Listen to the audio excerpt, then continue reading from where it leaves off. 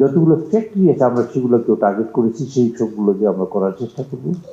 At the same time যে rural এরিয়াতে আমরা ওইরকম অতটা ফোকাস আমরা করতে পারিনি, বাট আমরা চেষ্টা করব আমাদের স্বল্প পয়সার মধ্যে আমরা এই কাজটা করতে পারি, এটার চেষ্টা আছে।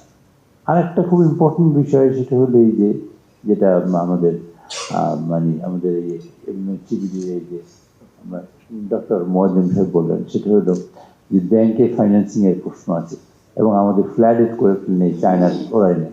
ওরা যে পদ্ধতি মানে অ্যাডাপ্ট করেছে তাদের দেশের জন্য, আমি একটু মনে করি এরকম একটা পদ্ধতি, এরকম একটা আইডিয়াস আপনাদের এই যে সেমিনারটা, আমি মনে করি এটাতে একটা বড় মেসেজ যাবে এই দেশের মানুষের জন্য, যে আমরা যাতে মানে অন্তত রিনিউয়েবল এনার্জির দিকে আগাতে পারি, এটা একটা বড় মেসেজ যাবে, আমি সে প্রত্যাশা করি আজকে এখান থেকে।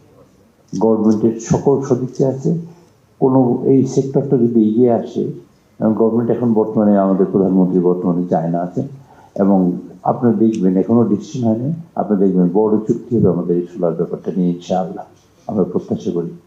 এবং সেটা হবে এই জন্য যে বাংলাদেশের মানুষকে বাঁচাবার প্রশ্নে তার কোনো রকমের ছাড় নেই, নিরলস পরিশ্রম করছেন এবং নিরলস কাজ করছেন। আমি প্রত্যাশা করি আজকে যে ইনফরমেশন মিস্টার গাউরি আমাদের সামনে উপস্থিত করেছেন সেটা আমাদের বিরাট কাজে লাগবে, তার এক্সপার্টাইজ, তার আইডিয়াস আমাদের কাজে লাগবে।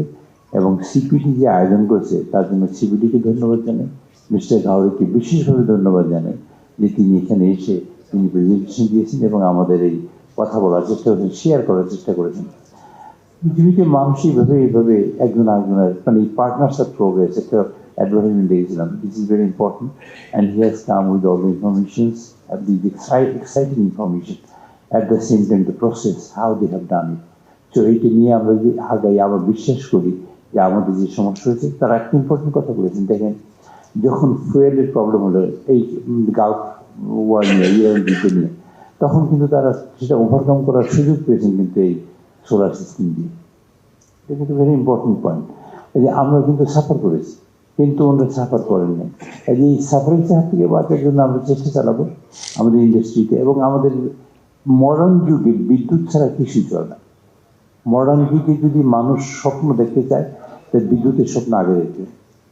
এই যে সেই বিদ্যুতের স্বপ্ন দেখাবার যে রাস্তা, গভর্নমেন্টের লিমিটেড রিসোর্সেস আমাদের জানেন, তো সেই লিমিটেড রিসোর্সের মধ্যে এখানে গভর্নমেন্ট টপমোস্ট প্রায়োরিটি দিচ্ছে। কাজে আপনারা যদি দ্বিতীয় আগে আসেন, ইনশাআল্লাহ you will get the opportunity will be provided by the government.